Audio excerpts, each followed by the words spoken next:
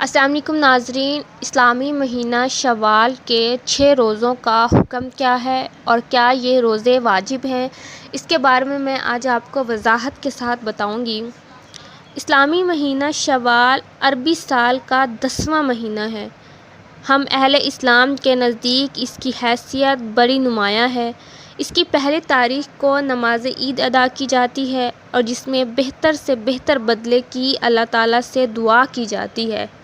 رمضان المبارک کے روزوں کے بعد شوال کے 6 روزے رکھنا واجب نہیں بلکہ مستحب ہیں، اور مسلمان کے لیے مشروع ہے کہ وہ شوال کے 6 روزے رکھے جس میں اجر و ثواب ہے۔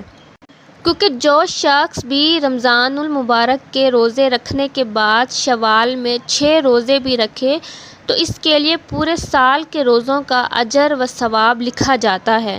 نبی پاک صلی اللہ علیہ وآلہ وسلم سے بھی یہ بات ثابت ہے کہ اسے پورے سال کا اجر ملتا ہے۔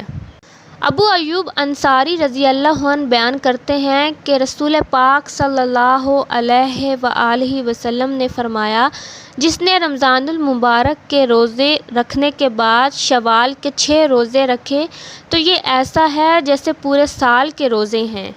نبی پاک صلی اللہ علیہ وآلہ وسلم نے اس کی شرح اور تفسیر اس طرح بیان فرمائی ہے کہ جس نے عید الفطر کے بعد 6 روزے رکھے اس کے پورے سال کے روزے ہیں۔ شوال کے 6 روزے رکھنے کے اہم فوائد میں یہ شامل ہے کہ یہ رمضان المبارک میں رکھے گئے روزوں کی کمی پیشی کو پورا کرتے ہیں اور اس کے عوض میں ہیں، کیونکہ روزے داروں سے کمی پیشی ہو ہی جاتی ہے اور گناہ بھی ہو جاتے ہیں، اور قیامت کے دن فرائض میں پیدا شدہ کمی نوافل سے پورا کیا جائے گی۔ جیسا کہ نبی پاک صلی اللہ علیہ وآلہ وسلم نے فرمایا کہ قیامت کے دن بندوں کے اعمال میں سب سے پہلے نماز کا حساب ہوگا۔ اللہ تعالیٰ اپنے فرشتوں سے فرمائے گا، حالانکہ وہ زیادہ علم رکھنے والا ہے، میرے بندے کی نمازوں کو دیکھو کہ اس نے پوری کی ہیں کہ اس میں کوئی کمی ہے۔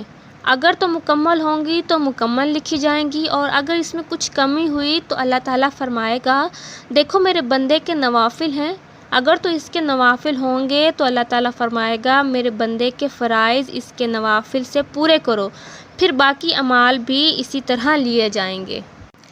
رمضان کا ہر روزہ دوسرے 10 روزوں کے برابر ہے۔ اس طرح 30 روزے 300 دنوں یعنی پورے 10 ماہ کے روزوں کے برابر ہوئے، اور پھر شوال کے 6 روزوں کو ملا لیا جائے تو پورے 360 دنوں 1 سال کے روزوں کا ثواب حاصل ہو جاتا ہے۔ شوال کے روزے کبھی بھی رکھ لیے جائیں، مہینے کے آغاز میں، درمیان میں یا آخر میں، کوئی ترتیب نہیں ہے، جب چاہیں آپ شوال کے روزے رکھ سکتے ہیں۔ حضرت اسامہ بن زید حرمت والے مہینوں میں روزے رکھتے تھے۔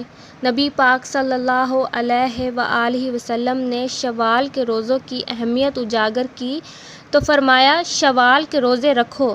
پھر حضرت اسامہ رضی اللہ عنہ تا حیات شوال کے روزوں کا اہتمام کرتے۔ ناظرین، شوال کے 6 روزے رکھنا واجب نہیں مستحب ہیں، اور اگر یہ روزے رکھ لیے جائیں تو یہ اجر ثواب کا باعث ہیں۔ اللہ تعالیٰ ہم سب کو یہ روزے رکھنے کی توفیق عطا فرمائے، آمین۔